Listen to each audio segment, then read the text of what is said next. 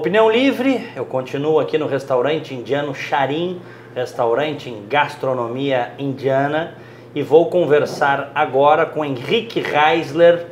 Prazer te receber, Henrique. Prazer, Diego. O Henrique, que é comunicador, empreendedor, empresário, instrutor de yoga, e como ele mesmo diz, um globetrotter planetário. Um pouco de tudo. Hoje a gente tem que criar novas modalidades, né, Diego? Então, às vezes vou a um país, eu tenho que pedir um visto, atividade, eu boto Globetrotter. Só para dar uma quebrada. Eu acho que é legal isso. Legal. Eu tive a satisfação de conviver com o Henrique Reisler durante... Quanto tempo tivesse na Band? 10 anos, mais 10 anos. Convivemos. Muito tempo. Né? Convivemos esse período. E uma querida figura, um querido amigo, um profissional competente. Fazia muito, teu foco era a área de turismo e de desenvolvimento desse setor, que é um setor que gera muita riqueza no mundo, né, Henrique? Sem dúvida, sem dúvida. O turismo hoje, se você pegar os dados da Organização Mundial do Turismo, quem sabe hoje esteja na casa de quase 15%, entre 12% e 15% da geração de empregos e de renda do mundo passa pelo setor de turismo. Por exemplo, aqui, restaurante... teoricamente não é turismo, mas com certeza turistas que vêm a Porto Alegre vêm nesse restaurante porque ele tem uma pegada indiana. Enfim, então a cadeia econômica, grande parte dela tem o viés do turismo. O táxi é turismo? De um lado não, mas do lado sim, quando você viaja, você pega o táxi. O cachorro-quente, a loja, o comércio, o hotel, enfim, o turismo ele abraça as pessoas de uma forma consistente. E o Brasil, infelizmente, ainda não acordou do seu berço esplêndido, da força, do potencial que nós temos em relação ao turismo, que é um negócio. Hoje o principal problema nosso para esse desenvolvimento do setor é o que? A insegurança? Acho que sim. Acho que sim. Você conversa com as pessoas de fora, o Brasil sempre teve uma mística muito grande, né? O sol, as mulheres, o carnaval, o futebol, a ginga, a comunicação, a hospitalidade. Isso está se perdendo ao longo do tempo. O Brasil ele sempre foi um país que circulava na mente das pessoas, mesmo que de uma forma muito tênue. Uma marca Brasil, aquelas praias, nossas praias, tudo é muito grande. O pulmão, né, rainforest, todo mundo fala da Amazônia, o rainforest, é o pulmão do mundo, rios, gastronomia, só que isso foi se perdendo ao longo do tempo. Hoje as pessoas têm medo de vir ao Brasil, porque não se comunicam bem, porque as coisas não funcionam, a sinalização não funciona, a segurança pública é algo que principalmente os maiores emissores de turistas, Estados Unidos e Europa, eu nem vou falar da China, porque o chinês vem muito pouco ao Brasil em função da distância, apesar de ser o maior investidor hoje, é a China aqui no Brasil, eles estão acostumados à segurança, a sair, ao ir e vir, a uma precificação alinhada ao mundo. O Brasil está fora de preço. O Brasil é caro, o Brasil não entrega. Então o Brasil saiu do eixo, o Brasil saiu da rota, o Brasil saiu do trilho. E obviamente que o turismo acaba tendo essa queda brutal, porque na verdade nunca engatou. Né? Você lembra, anos atrás, o Brasil se vendia como uma tanga de uma mulher. Você não pode vender um país, mesmo que as mulheres brasileiras sejam e são lindíssimas, mas isso não é a marca de um país para você vender para fora. Você está dando uma indução, muitas vezes, ao turismo sexual, que você sabe que no Nordeste brasileiro ainda, infelizmente, é muito forte. Apesar de todos os esforços, né? Apesar de todos os esforços, mas você tem desigualdade social, você tem caravanas de estrangeiros que vêm para cá exatamente para isso.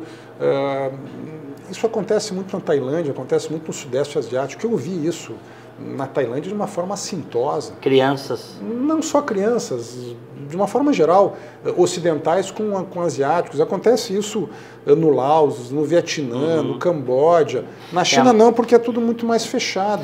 Mas o turismo sexual no Brasil ainda é um problema muito sério. Né? No Nordeste tem um problema sério da prostituição de crianças, sem né? dúvida, da prostituição infantil. Sem dúvida. Agora, Henrique, dá para consertar isso, na tua opinião? Ou nós chegamos num ponto assim que para consertar vai ser complicado? Diego, eu estou filmando agora, nesse ano, a maior série de turismo da história do Rio Grande do Sul, junto com a Estação Filmes, Mapamundi Estação Filmes. Ganhamos um edital do Fundo Setorial do Audiovisual, que é um dinheiro público, portanto vai retornar depois de 7 anos, para o governo federal, através do BRDE, e eu estou reconhecendo o estado do Rio Grande do Sul. Eu vou dizer para você que eu tô me encantando, me reencantando com coisas que eu tenho visto. Pessoas, empreendimentos, experiências, cursos. Eu faço pão, lá em Elópolis, eu fiz cuca na Linha Bonita em Gramado, eu me joguei de paraglider do Ninho das Águias em Nova Petrópolis. Já fiz isso também. É espetacular. Eu andei de bike lá nas Missões. Então você vê uma riqueza impressionante, mas essa riqueza ela é isolada. Você não tem um canal de distribuição, de sistematização, de venda dessa beleza, dessas pessoas, desses empreendimentos, dessa natureza. Portanto, nós temos muito, mas nós vendemos mal. Eu costumo dizer, o Brasil é uma mulher belíssima, uma mulher lindíssima, mas que não sai de casa. Portanto, as pessoas não veem. E se não veem, não percebem. E se não percebem, não consomem.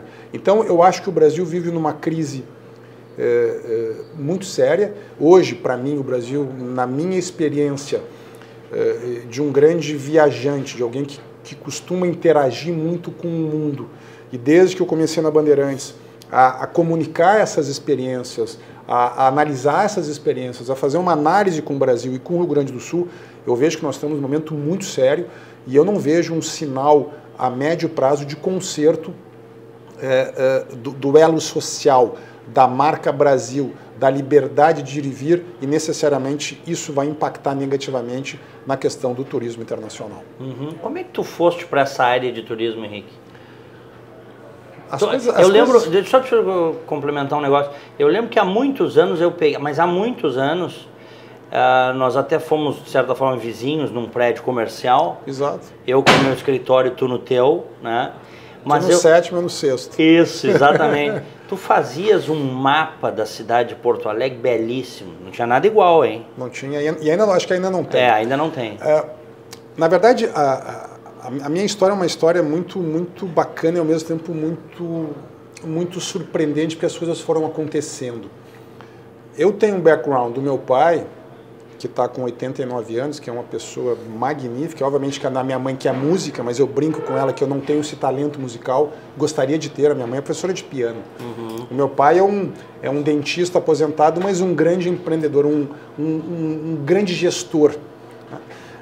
Então eu vim com essa base e fiz engenharia civil. Mas a partir do início do curso, que foi na PUC, eu me sentia um pouco incomodado. Uhum. Nisso eu já tinha feito intercâmbio cultural com 16 anos nos Estados Unidos. Eu depois, com 18 anos, eu fui morar num kibbutz em Israel. Eu já comecei naquele momento a me voltar ao mundo. E aí depois, quando comecei a fazer engenharia, eu me senti um peixe fora d'água. Uhum. O que eu estou fazendo aqui? E eu parei por 2 anos e fui fazer o chamado mochilão. Trabalhei no filme do Franco Zeffirelli, enfim, comecei a fotografar muito as minhas viagens. Aí surgiu a Fotomundi, um mundo com a imagem do Brasil. Uhum. É a minha primeira empresa com uma visão internacional de vender o Brasil através das imagens feitas no Brasil, mas também com o olhar de um brasileiro. Então o turismo veio muito daí. Eu sempre comecei a viajar muito, a ter muitos networks, a fazer cursos. Depois eu fui para a Índia, comecei a fazer yoga, comecei a fazer outros cursos, enfim.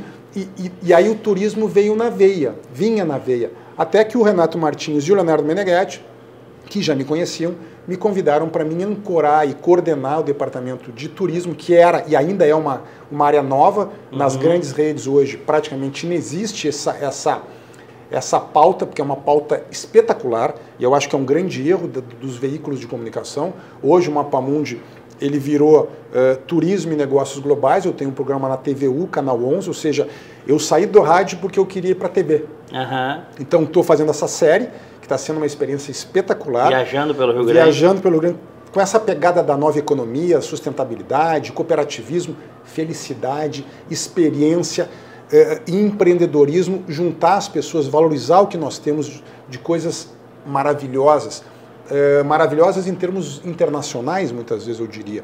Então, esse é o meu viés, um viés de um caminhante, de um globetrotter, que hoje traz essas informações para as pessoas, transforma essa experiência em comunicação, em informação, e obviamente aprendendo muito com as pessoas. O turismo me trouxe, a comunicação me trouxe esse networking fabuloso de encontrar pessoas, poder entrevistar pessoas e, acima de tudo, Diego, eu acho que é o nosso papel como comunicadores trazer um debate consistente.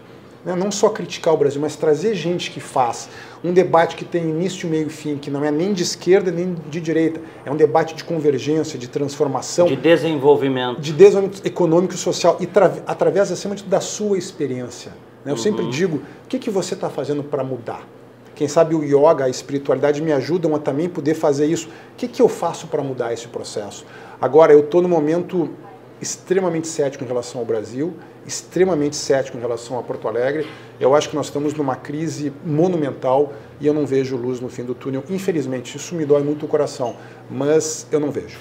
Tu não eras assim, né? Não era. Eu tive algumas oportunidades de morar fora, né, através de relacionamentos. Você sabe que eu casei na Itália, inclusive, né, você teve comigo lá, foi uma experiência muito bacana. Aliás, foi um dos casamentos mais legais que eu já tive. Eu já fui em muitos casamentos de muitos amigos, todos maravilhosos. Eu quero dizer o seguinte, o casamento do Henrique foi em Milão, num sítio em Milão, próximo da fronteira com a Suíça. É um negócio sensacional, olha, sensacional. Aquele momento, se tu me permites contar, em que depois, assim, no fim de tarde, as pessoas pegaram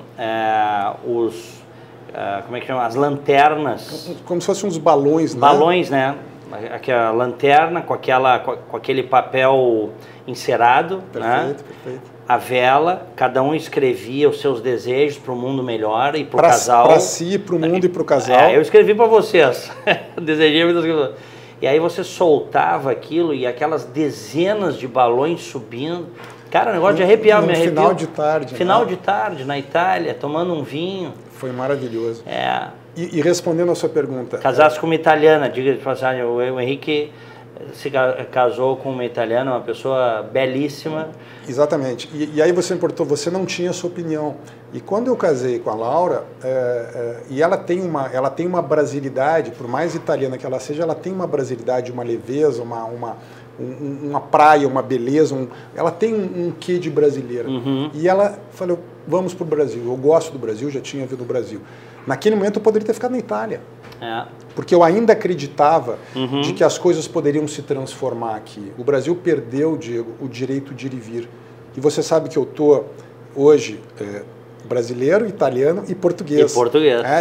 Eu estou, no ano que vem, me transferindo definitivamente para Portugal. Obviamente que voltando para cá sempre, não vou me exilar em Portugal. As minhas coisas seguem aqui, eu vou seguir fazendo trabalhos e negócios, informação e comunicação. Mas eu voltei de Lisboa há alguns meses e daqui a poucas semanas eu volto. Eu voltei de lá, Diego, dizendo o seguinte, lá eu me sinto um ser humano.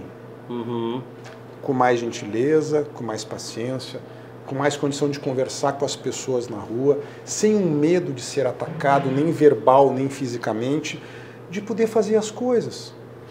E me marcou muito, Diego, eu gosto muito de cozinhar, eu sou um chefe de cozinha amador. Eu sou vegetariano há muitos anos, gosto muito da culinária indiana, quando eu viajo eu compro muito tempero oriental, e em Portugal tem muito, porque o português colonizou também a região de Goa, Cosme, Damião, que são ilhas também, portanto existem muitos indianos que falam português em Lisboa, e com isso me trouxe essa possibilidade de me movimentar muito pela cidade. E eu estava no supermercado e eu vi um senhor, uma pessoa de 65, 70 anos, contando as moedinhas para comprar abacate. O avocato, aqueles abacates pequenininhos, né, que aqui não sei porque tem pouco. E eu pensei, deixa que eu vou pagar. Aí a portuguesa da caixa disse, vais a pagar? Não sabes quanto? Eu falei, não importa, eu vou pagar, não importa o valor que é. E dei, eram poucos euros. E nisso eu troquei o cartão com essa pessoa. É um inglês ele tem uma comunidade artística. Trocamos cartão, ele me agradeceu no thank you very much, tudo em inglês. Ok, fui embora. Me senti... Coisas que aqui eu tenho dificuldade de fazer, porque a gente não sabe se não tem uma pegadinha, o que acontece. Enfim, a verdade é que há um mês atrás eu recebi um e-mail dele, me dizendo, lembra aquele dia que você me ajudou a comprar o tal do avocato? Nós vamos fazer uma vernissagem aqui na minha comunidade de artistas, nós teremos muito prazer em recebê-lo. Que legal. Naquele momento, te juro que caiu uma lágrima do meu olho. Então, eu em Lisboa, eu me sinto um ser humano. Ajudar uma senhora que vai sair do banco, que bateu a cabeça numa porta, ou que vai sair do bonde da Carris e o degrau é muito alto, eu dou a mão para a senhora. Ou um Uber, um dia que eu peguei um Uber com a minha filha mais velha, com a Xadê, do aeroporto de Lisboa para o meu apartamento, na região de Santos, Lapa, junto da Embaixada Francesa, um lugar belíssimo ali em Lisboa, muito próximo do Tejo. Eu peguei o Uber e aí o senhor, eles são muito formais, muito educados. Senhor Henrique, nós perdemos a sua corrida. Eu falei, como assim? O sistema caiu. Do Uber caiu. Ele perdeu o sistema, portanto ele me perdeu a corrida. Eu disse, olha, quem sabe então o senhor pare, eu lhe chamo, boto um GPS, vai aparecer o mais próximo, o senhor aceita. O problema foi meu e eu vou levar o senhor para sua casa. Isso é minha obrigação. Tá, mas o senhor está trabalhando. Eu vou seguir trabalhando. Chegou na frente da minha casa, eles aceitam cash também. A corrida dá 8 euros, mais ou menos. Tá? Você vai de BMW pagando 8 euros. Tá? Não é o Uber Select, é o Uber normal. Tá? O Uber popular. Cheguei na frente do meu apartamento, eu quis dar o dinheiro para ele. E ele falou, senhor, onde é que é a porta de entrada? Eu vou levar as malas para o senhor. E não me cobrou. Não te cobrou? Não me cobrou. Quisesse pagar e ele não cobrou? Porque o erro foi dele. Então, essa consciência que é média em países desenvolvidos está faltando no Brasil. Na Diego, média das pessoas existe esse procedimento. Diego, negócios, relacionamentos, eu alugo apartamentos hoje, claro, eu já tenho 2 apartamentos que normalmente eu vou. As primeiras vezes que eu aluguei foi por e-mail. Eu gero programas para o Mapamundi TV e para o nosso portal mapamundiweb.com com um cinegrafista em Lisboa. A primeira vez que eu o contratei foi por e-mail. Ele fez o trabalho e recebeu só depois.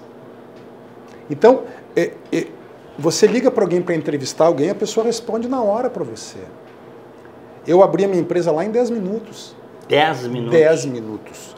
O Mapamundi, eu agora estou indo para abrir a nova empresa que eu montei, que chama-se Portugal House, que eu estou ajudando empreendedores, investidores brasileiros a adquirir imóveis em Portugal, mas através de um business plan, ou seja, assessorando essas pessoas a fazer uma gestão financeira. Nós estamos conseguindo juro europeu, financiamento entre 2% e 3% ao ano, e o dinheiro fica no Brasil. Então, na verdade, a gente criou um negócio muito redondo, onde dá oportunidade para as pessoas investirem na Europa, deixando o dinheiro no Brasil. É um modelo muito interessante. O sujeito comprando casa lá, ele consegue a permissão para ficar em Portugal? Tem isso, não tem? Existem alguns caminhos. Inclusive, outro dia saiu uma nota na imprensa, empresários da Lava Jato compram imóveis em Portugal para garantir o Golden Visa. O que é o Golden Visa? Acima de 500 mil euros em um ou mais imóveis, não precisa ser um imóvel, você tem direito a uma residência temporária. Tá? Ou seja, você pode morar em Portugal. E a partir como um green card seria? Um green card provisório. Cada ano você tem que renovar. Depois do final do 5º ano, já no 6º ano você pode pedir um passaporte comunitário e um passaporte português. Tá? Obviamente também aposentados hoje que consigam comprovar 900 euros de renda. 900 euros? É muito pouco. Com aposentados, muita gente que está fazendo PDV, que está sendo demitido, está fazendo isso, está indo para Portugal estabelecer residência lá. E o interessante é que quando você vai, você tem o agrupamento familiar. A sua esposa, seus filhos, seu pai, seu sogro, eles querem levar gente nova que tenham educação, etc., mas também tem um recurso financeiro. Então Portugal hoje está com uma qualidade de vida impressionante, com um mix cultural incrível, gente do mundo inteiro. O ano passado eu fiz a cobertura da Web Summit, que é um dos maiores eventos de tecnologia do mundo, 50 mil pessoas. Esse ano já estou inscrito, eu já estou com o meu press card. Eles me mandaram perguntando se eu gostaria de fazer de novo. Olha só, aqui no Brasil para você conseguir às vezes um credencial é complicado. Eles mandaram, primeiro, você tem alguma sugestão de melhora do nosso evento? Os maiores CEOs do mundo, Diego. É uma coisa impressionante, esse ano vão ter 80 mil pessoas em Portugal. E eu vou estar, o Mapamundi vai estar fazendo essa cobertura da Web Summit. Então, assim, é um país hoje que eu me sinto humano, eu me sinto bem, eu me sinto livre. Eu gravei um vídeo outro dia lá, eu estava um festival de cinema judaico no Cinema São Jorge, na Avenida da Liberdade, pagando 5 euros para ver o lançamento oficial de um filme que é genial, que não veio para o Brasil ainda, que é um jogo que ia definir a situação Israel-Palestina. Era um jogo de futebol. Só que todo o lance do jogo era definir quem é que ia ser o árbitro do jogo. Que quem ganhasse ia ser o seguinte, Israel ganhou, então tá, a Palestina vai ficar ali, mas tudo é Israel. Israel perdeu de ser tudo Palestina. Foi o lançamento mundial ali em Lisboa. Então uma coisa genial. Eu voltei caminhando para casa, meia hora. Caminhando tranquilo. Meia hora o quê? De caminhada até... Que horas era? 10, 11 da noite. Tranquilo. Sem preocupação nenhuma. Não se ouve falar em assalto nem nada, né? As pessoas na rua, os restaurantes lotados, as pessoas... Eu saí, outro dia eu fui ver lá um show da Adriana Calcanhoto com o Jacques Morelenbaum, no Teatro Tivoli, na Avenida da Liberdade. Espetacular. Obviamente, não vou te dizer que os ingressos lá em real custam menos que o Brasil. Tá? Menos, né? Menos que o Brasil. Aqui o negócio é caríssimo. Eu saí de lá, Diego, a pé, sempre a pé. Eu podia andar de metrô, enfim, mas eu gosto de caminhar. É a melhor coisa do mundo. E é seguro, é iluminado. liberdade de ir e vir. Você quer tomar um vinho, você encontra um amigo na rua, eu encontro amigos na rua lá, portugueses, brasileiros, enfim. Tinham 2 Ferraris na frente, paradas. Eu andei 2 quadras, tinha um Maserati parado, estacionado na rua. Como também tinha um carro, não sei, um Fiat Uno 95. Eu não estou dizendo que é só o top, eu estou dizendo que existe uma oxigenação de empreendedorismo, de inovação. A nova economia hoje está lá. CNN, Washington Post falando, Lisboa hoje, Portugal hoje, é uma nova Berlim. Você sabia que a Madonna está morando lá? Em Portugal? Tem vários artistas internacionais que estão morando lá. Então isso foi uma das razões que a gente criou a Portugal House, para incentivar as pessoas, não só para moradia, mas para investir, ter um plano B. Imagina você investir num apartamento em Lisboa, no Porto, na praia de Nazaré, e ter uma rentabilidade todo mês em euro. Você vai abrir uma conta lá, é legal, você vai colocar no seu imposto de renda aqui no Brasil, é legal, você vai... Por exemplo, eu uso muito mais o meu cartão de crédito europeu do que o brasileiro. Por quê? Porque aqui eu tenho IOF. Para que serve o IOF, Diego? Para enriquecer os cofres do governo. Para te corromper. E é isso. 6%, né? E aí você faz uma operação em dólar com cartão de crédito brasileiro, você nunca sabe quanto é que é a cotação. É ou não é verdade? É verdade. Você nunca sabe quanto é que é a cotação. O Itaú quer ganhar mais 100 milhões hoje, então eu vou botar 10 centavos a mais $1. E aí você tem mais o IOF. Enfim, o Brasil hoje é um país de pegadinha. Eu quero estabilidade. Eu digo para amigos meus, Diego, eu acho que nós temos o complexo de vira-lata, infelizmente. Mas se você comparar hoje, vocês, telespectador, youtuber, etc., pessoas que estão entendendo a nossa conversa, os portugueses, europeus, americanos, qualquer nacionalidade, ninguém é superior ao brasileiro. O que os países do primeiro mundo têm e que nós não temos é estabilidade. Você bota um brasileiro num ambiente de estabilidade, é tudo que nós queremos. Faz o teu trabalho, seja criativo, seja comunicativo, prospere, traga pessoas para prosperar com você. E eu sinto esse ambiente lá muito forte. Aqui, por melhor que estejam meus negócios, e realmente está um ano espetacular para mim de trabalho, mas eu me sinto muito mais à vontade de empreender, onde as pessoas pensam numa forma convergente. Aqui nós pensamos numa forma divergente. As pessoas hoje elas têm dificuldade de se agrupar, e lá não, as pessoas têm o italiano, o francês, o chinês, o brasileiro, espaços de coworking, espaços de tecnologia. Diego, cara, fábricas antigas que estão em espaços de economia criativa, cara. Você fica assim, ó, eu quero estar nesse time, claro. Eu quero estar nesse grupo, eu quero estar nessas pessoas que estão fazendo o novo mundo. Indo de bicicleta, ou tem um mega escritório que chama-se Second Home, na frente do Cais do Sodré, que é uma empresa inglesa, a primeira filial em Lisboa, é um espaço de coworking, mas com missão de economia criativa, com pegada de tecnologia, sustentabilidade, felicidade, e o ambiente deles é todo no meio de um mato. Que maravilha, né? Aí você viu, né, quanto custa. Olha, Henrique, não é questão quanto custa, você tem que estar adequado ao nossa missão. 200 euros, 300 euros, você pode ser um partner daquele processo. Ou seja, o que eu quero dizer, finalizando esse tipo de conversa, Diego, é um pensamento diferente, um pensamento de transformação, um pensamento de complementaridade, de cooperativismo, que não é só forjado pelo dinheiro. O dinheiro é uma parte desse processo. E as pessoas do mundo inteiro estão entendendo lá que esse hub É um hub espetacular, porque tem praia, tem brasilidade, e a brasilidade é uma qualidade nossa, tem sol. Portanto, não vou dizer que é bom que tem carris, porque eu acho que não, mas tem carris também. Henrique Reiser, só para a gente fechar, 30 segundos, o contato da Portugal House. portugalhouse.com.br, mapamundiweb.com e, enfim, se alguém tiver interesse de tomar um café com a gente, faça o contato pelo site, que se alguém quiser aceitar um vinho verde em Lisboa, me procure que eu vou estar lá nos próximos dias. Enfim, a ideia, acima de tudo, Diego, é trazer um pouco do mundo de ideias novas, de tecnologias novas, de projetos novos. Isso é o que eu quero fazer cada vez mais, transitar algo que leve a nossa energia para cima. Infelizmente, o nosso debate no Brasil, a nossa vida no Brasil, está nos puxando muito para baixo. Isso é um viés que a médio prazo eu não vejo uma transformação. Portanto, existem outros mercados, outros horizontes para que as nossas inteligências, as nossas expertises possam, sem deixarmos de ser brasileiros. Não existe uma negação, existe uma escolha por algo que nesse momento vai casar melhor dentro, no meu caso, daquilo que eu acredito. Cumprimentos pelo trabalho. Super abraço. Valeu. Opinião Livre.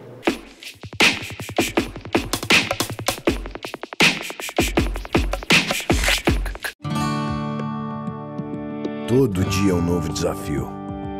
Acordar cedo, trabalhar até tarde, não fechar ao meio-dia.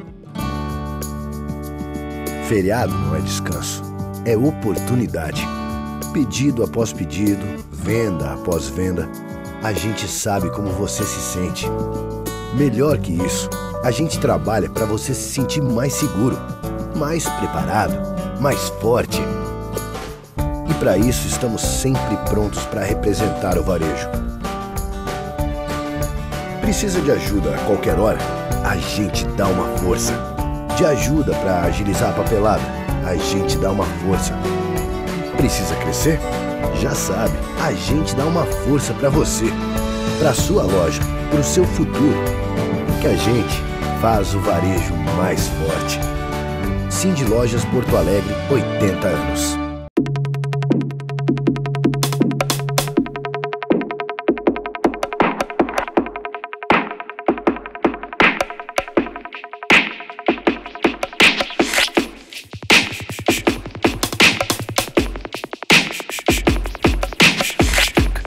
Opinião Livre aqui no restaurante indiano Charim, qualidade em gastronomia indiana no sul do Brasil. Felipe Neri 332, nós estamos aqui nesse ambiente maravilhoso, aconchegante do Charim, e eu tenho a satisfação de receber o vereador Ricardo Gomes, prezado amigo de longa data. Tudo bom, Diego? Tudo bem, prazer te receber. Obrigado pelo convite, muito bom estar aqui, ambiente realmente espetacular e vamos lá. Foi presidente do Instituto de Estudos Empresariais, é um advogado bem-sucedido, que em determinado momento da sua vida, no ano passado, decidiu fazer aquilo que muita gente pensa, mas acaba não fazendo.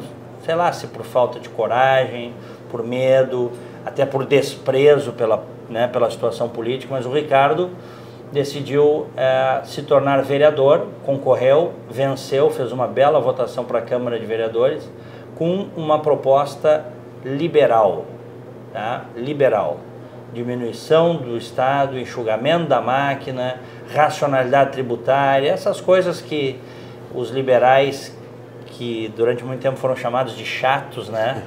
E que têm razão em defender, sempre bateram nessa tecla, e o resultado está aí. Se tivessem feito tudo isso há décadas, o Brasil seria outro, né, Ricardo? Não estava nessa situação que está agora. A gente fez tantos erros históricos, né? Tantas benesses com o dinheiro dos outros, né?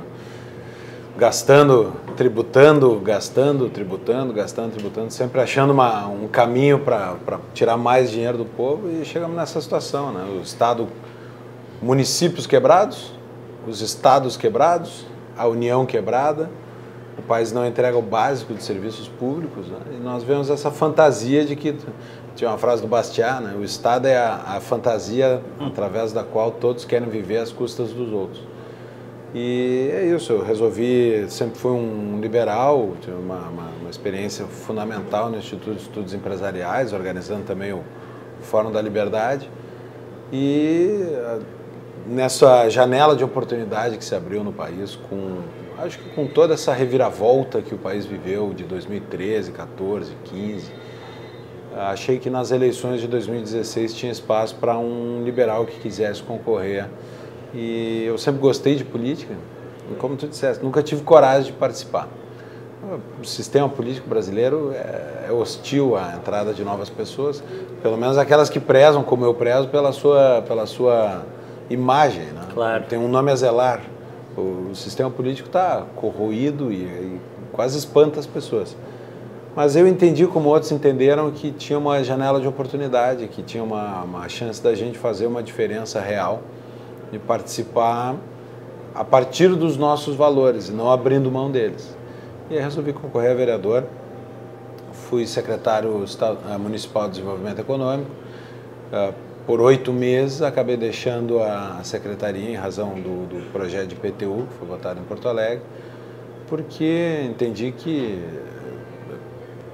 entramos para defender valores, temos que ir com os valores até o final, né? Quis manter minha coerência, não podia fazer outra coisa. Mas acho que estou dando uma contribuição, acho que tem um espaço muito bom para outras pessoas entrarem na política. Eu tenho uma impressão, a gente tem uma impressão de fora que o sistema corrompe as pessoas. Eu hoje não acredito nisso.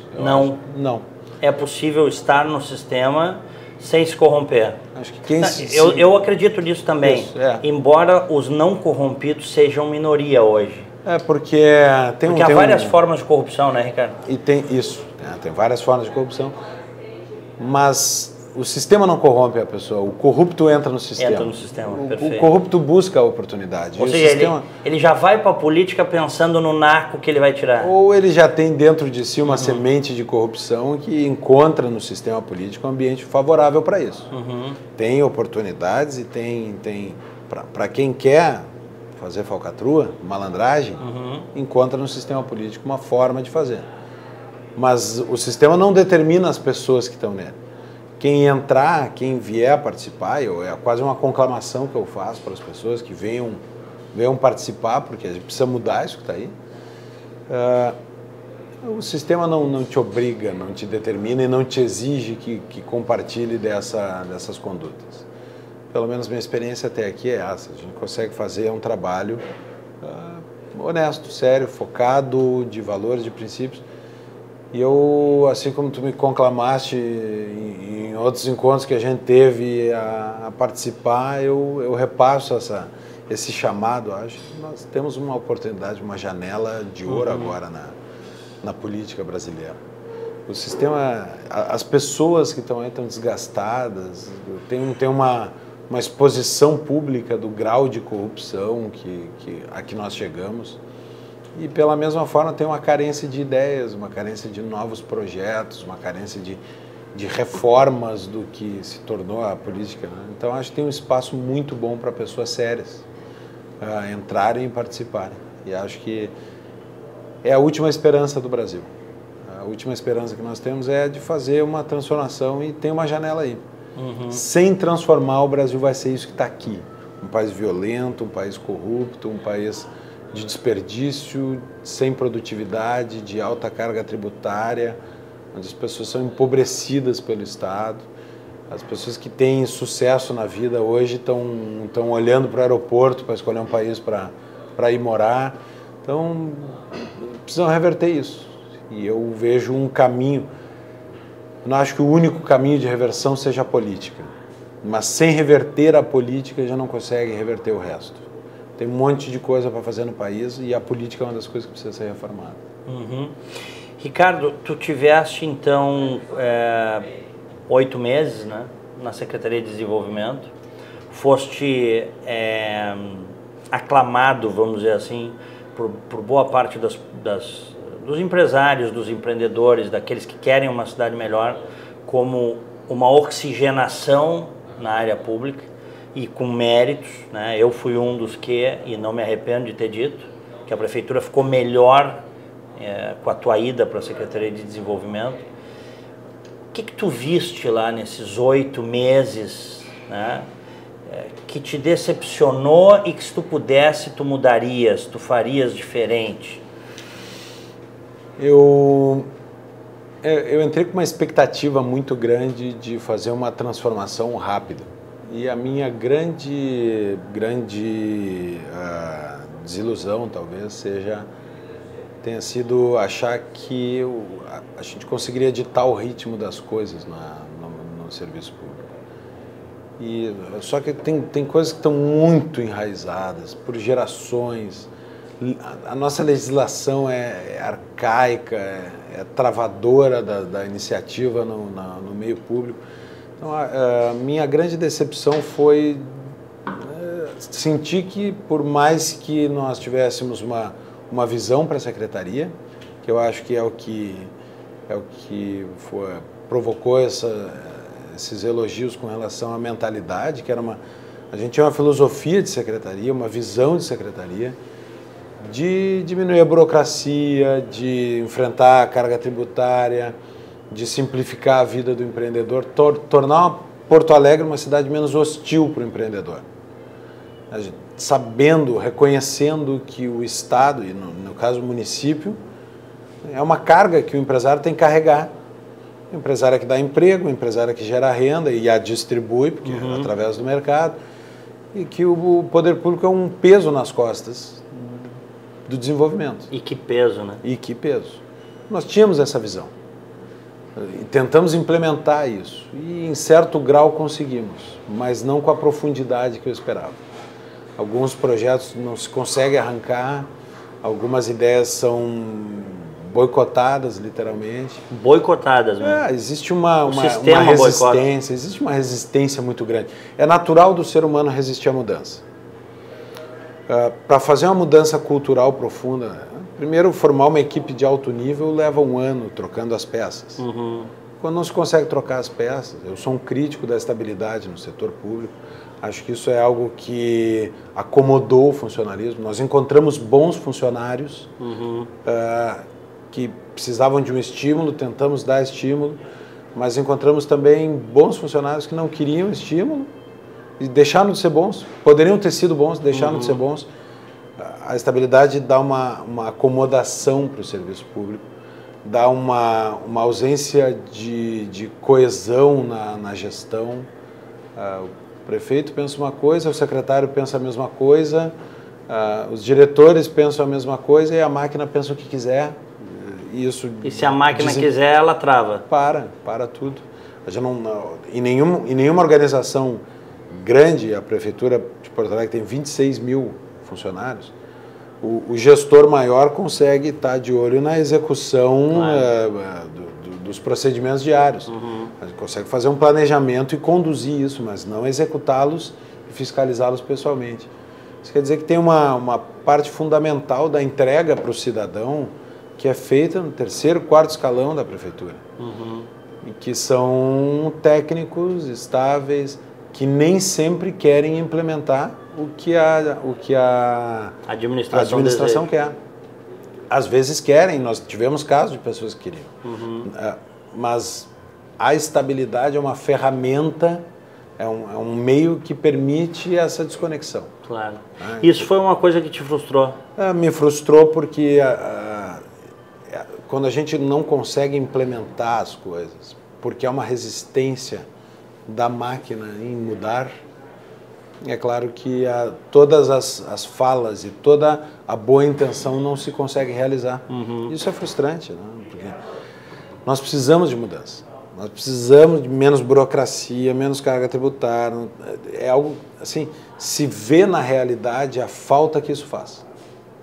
Então, é angustiante perceber que existem bilhões de reais nas prateleiras da Prefeitura esperando uma ação do município para poder acontecer, para poder gerar emprego.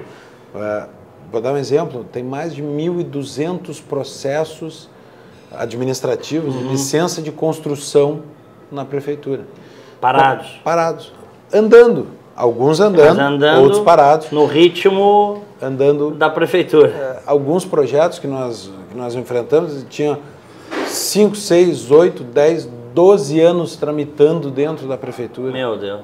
Projetos que trariam emprego, desenvolvimento, renda, que é o fundamental, e o secundário, que é IPTU, ITBI, isso é o secundário. O principal é a economia das famílias. Isso poderia tirar. Fizemos uma conta aproximada, um cálculo.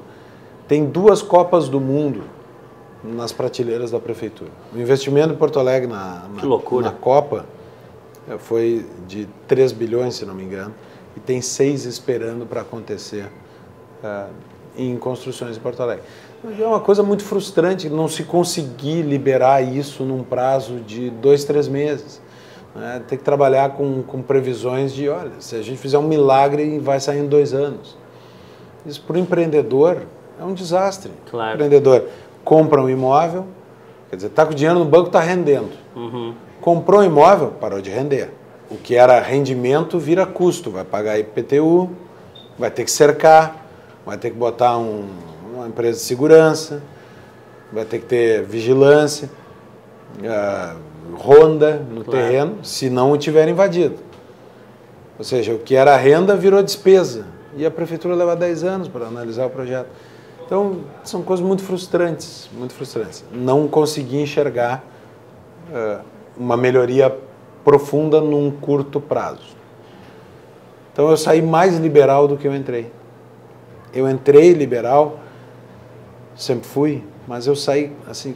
Eu saí convicto de que tu estava certo. Eu sempre disse que o Estado não funcionava. Agora eu tenho 1000 fatos para demonstrar o que eu sempre disse. Não vai funcionar. Ou a gente trabalha com uma lógica de tirar da mão da administração pública os serviços, ou não vai funcionar. A gente confunde público com estatal. Exemplo São é isso. coisas distintas. Distintas. Nos Estados Unidos, o público é aquilo que normalmente privado está, né, é de acesso de todos. É aberto. É aberto. Aqui público é estatal, né? Isso. Que está errado, que normalmente não é público. Não é público. Né? O estatal, na verdade, é da corporação. Exato. E exemplos são as escolas. O município vai lá, empilha tijolo, contrata professor estável para a vida inteira, contrata concurso para faxineira, concurso para merenda. Se nós quiséssemos que o Estado financiasse educação de qualidade, tinha que estar comprando vaga no setor privado e não construindo escola, não empilhando tijolo. Chegou a se cogitar isso na prefeitura no período que tu estivesse agora? O Eduardo Wolff era o secretário adjunto da Cultura, acabou retornando para os projetos que ele tinha em São Paulo. Era um defensor, a gente trocou muitas ideias sobre isso e houve alguns andamentos em projetos de contratualização da educação e de outros serviços, da cultura especialmente, né? Que é tirar, quer dizer, continua público no sentido de ser aberto ao público, continua público até no sentido de que o município vai financiar, mas deixa de ser estatal porque o município deixa de ser o prestador direto do serviço. E o Eduardo Wolff fez um trabalho nessa linha, existe uma simpatia da administração, eu não sei em que passo está esse projeto, mas eu sou 100% favorável a tirar a educação, que é fundamental, a saúde, que é fundamental, e a segurança. A segurança é estatal por excelência, mas a saúde e a educação, o prestador de serviço não precisa ser o poder público. Mesmo que o município pague, não precisa ser ele o prestador direto. Aliás, seria mais barato, né? Seria mais barato. Porque a iniciativa privada faz com menor custo e ainda tem lucro.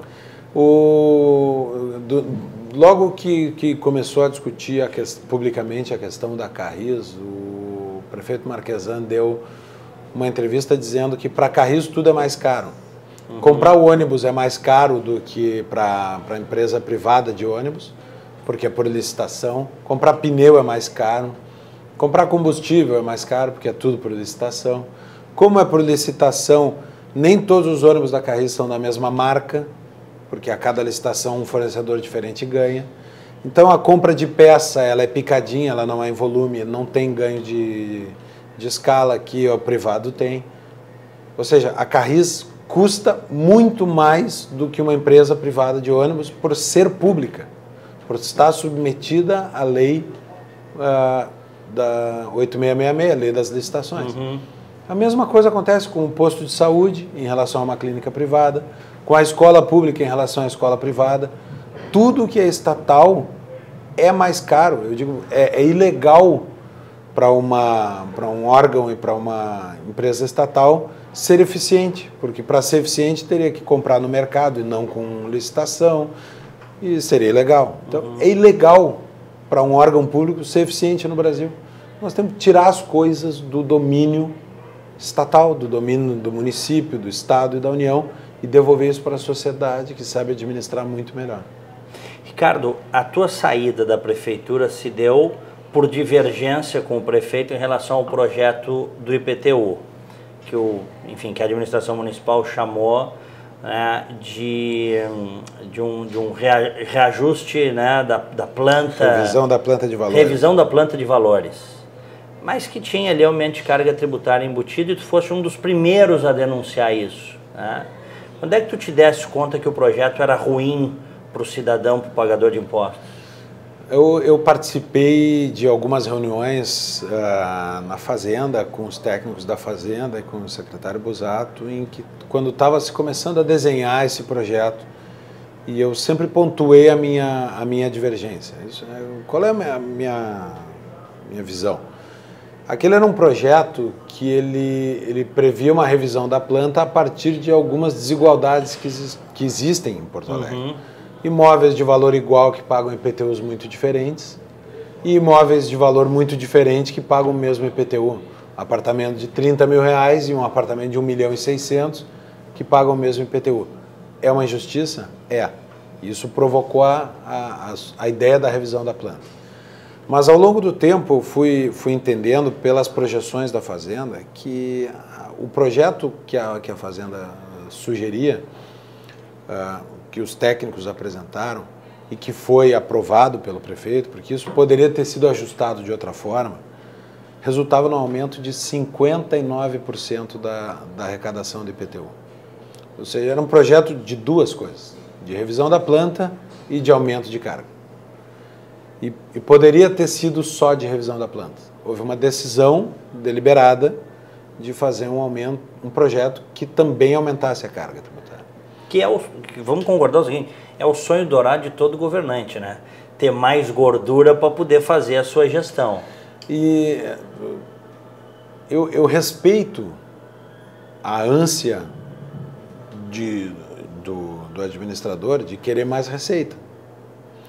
Só que eu sou vereador de Porto Alegre e eu tinha a opção, vencido que fui no debate dentro do governo, eu fiz esse debate, eu travei todos os argumentos que eu usei na votação, na tribuna, eu apresentei internamente na administração antes de sair. Eu perdi essa discussão dentro do governo e eu, como vereador, pude travar essa discussão de novo na Câmara de Vereadores. Eu disse, todo governante quer mais imposto. E o papel do parlamento é limitar o poder do governo. O papel do parlamento é limitar o Estado, é limitar a força do governo. O governo quis algo que, para mim, a sociedade não tinha condições de pagar. E mesmo que tivesse condições de pagar, não tinha que ser a primeira alternativa.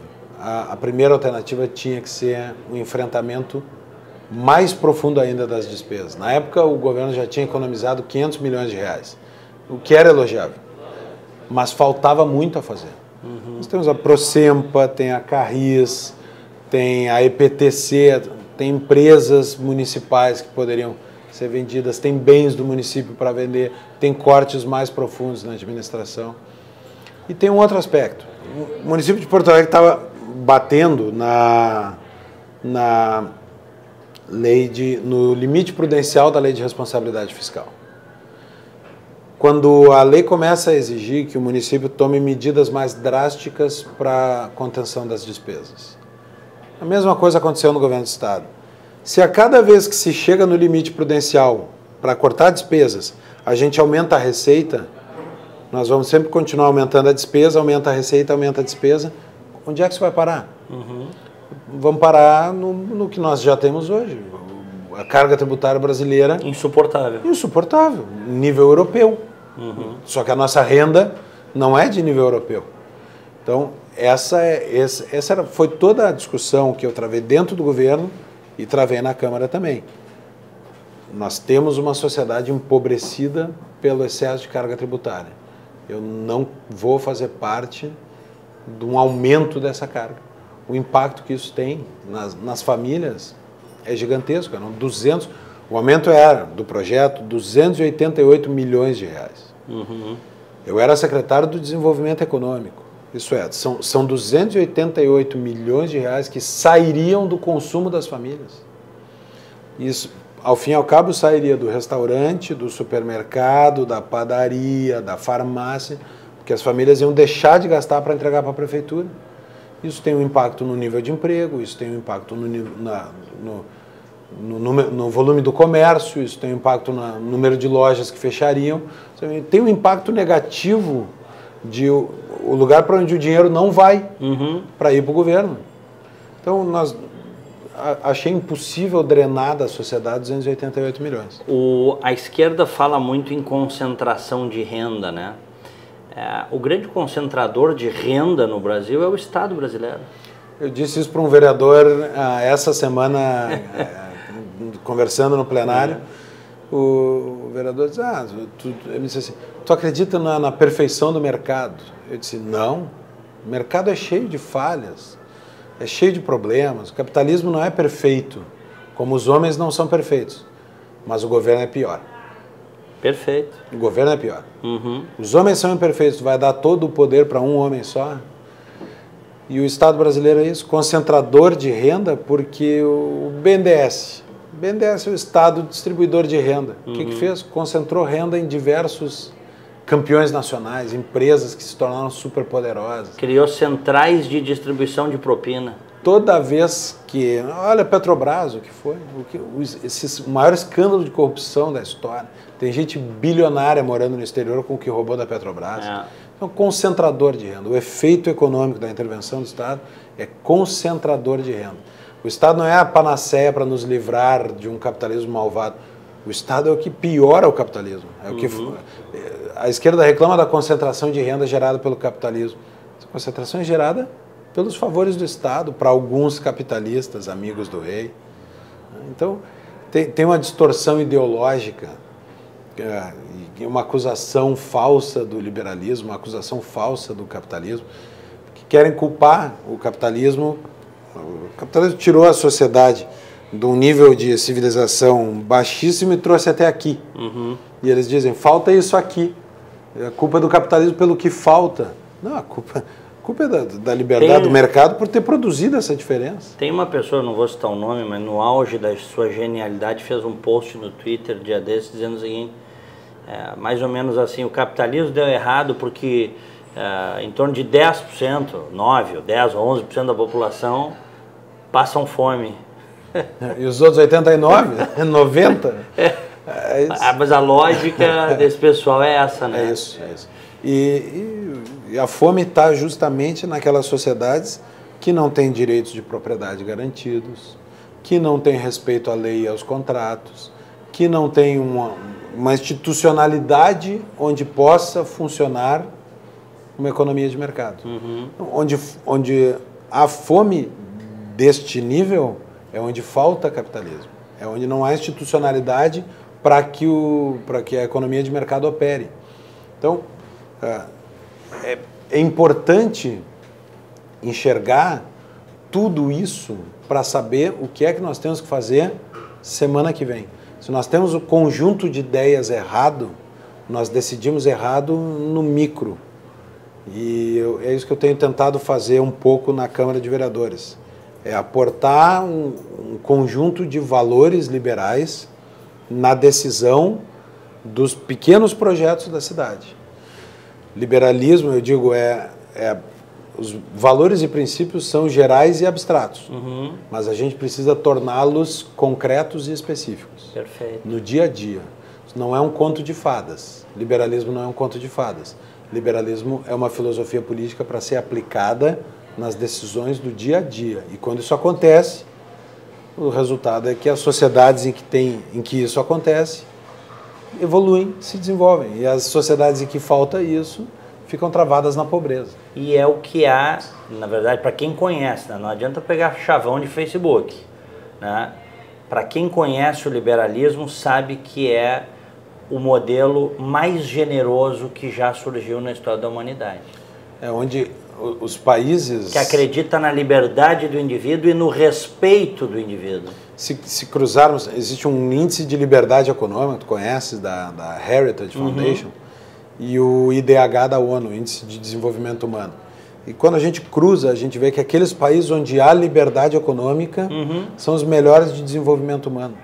Isso é, a liberdade econômica produz desenvolvimento humano. É isso aí. A liberdade econômica é a melhor ferramenta para acabar com a pobreza extrema. E esse foi um argumento que eu usei, inclusive, na discussão do projeto do IPTU, porque ele tinha alíquotas diferenciadas.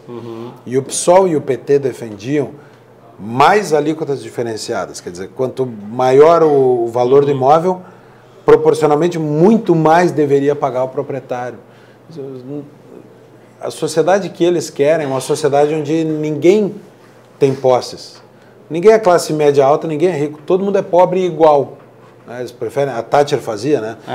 Vocês preferem todo mundo parecido e pobre do que o pobre subdivida e o rico muito mais. O problema não é a desigualdade. O problema é a pobreza extrema. E a liberdade econômica é a melhor ferramenta para tirar as pessoas da pobreza extrema. Ricardo Gomes, sempre um prazer conversar contigo. Prazer foi meu. Sucesso, cada vez maior lá na Câmara e que tu continues representando bem aí os porto-alegrenses. Obrigado e conte sempre comigo, sempre que quiser. Voltaremos a esse excelente ambiente e agora a janta. Vamos conversar muitas vezes ainda. Combinado. Valeu. Obrigado. Opinião Livre.